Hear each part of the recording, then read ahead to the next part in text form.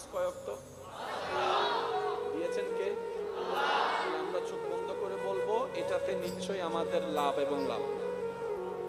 এখানে আর অঙ্ক মিলানোর দরকার।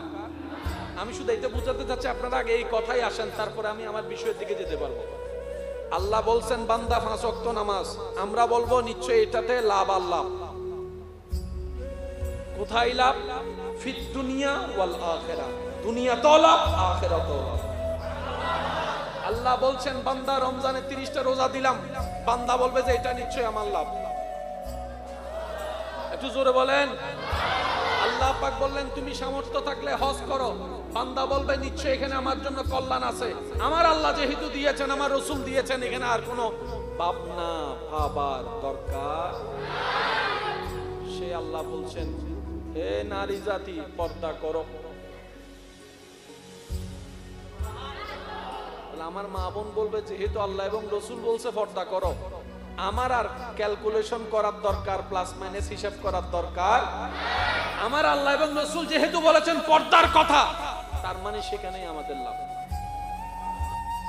প্রত্যেকটা মানুষের যেমন স্ট্যাটাস ভিত্তিক ঘরের একটা সৌন্দর্য এবং রেপুটেশন আছে, আদব আছে, সবচেয়ে দামি ঘর আল্লাহর ঘর।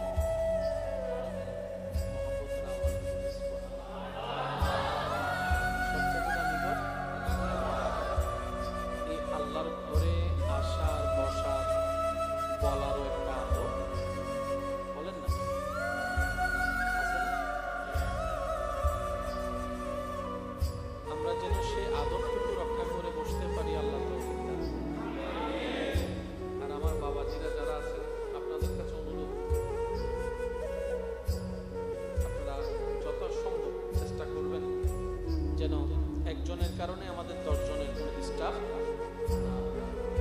আমি অনুরোধ রাখবো আমার সকল ইমানি ভাইদের কাছে, সচরাচর আমি 12টি মাস মাহফিল রাখি না, বছরে খুব অল্প সময় আমি মাহফিলের সময় দিই। বাকি সময়টা আমি নিজেকে সময় দেওয়ার চেষ্টা করি, পরিবারকে সময় দেওয়ার চেষ্টা করি।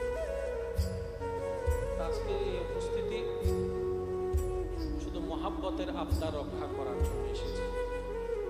আমি মহাব্বত নিয়ে আপনাদের কাছে এসেছি, মহাব্বত এবং দোয়া নিয়ে ফেরত যেতে চাই। পারবো তো ইনশাআল্লাহ? একটু জোরে। যত সাইলেন্ট থাকা যায় আপনারা চেষ্টা করবেন। আপনাদের আশেপাশে যেগুলা জান্নাতি ফুল বসে আছে, কচি ছোট বাচ্চা, ওনাদেরকে নিয়ন্ত্রণ করার দায়িত্ব আপনাদের। যে যার পাশে যে আছে আপনি ওনাদেরকে নিয়ন্ত্রণ করবেন।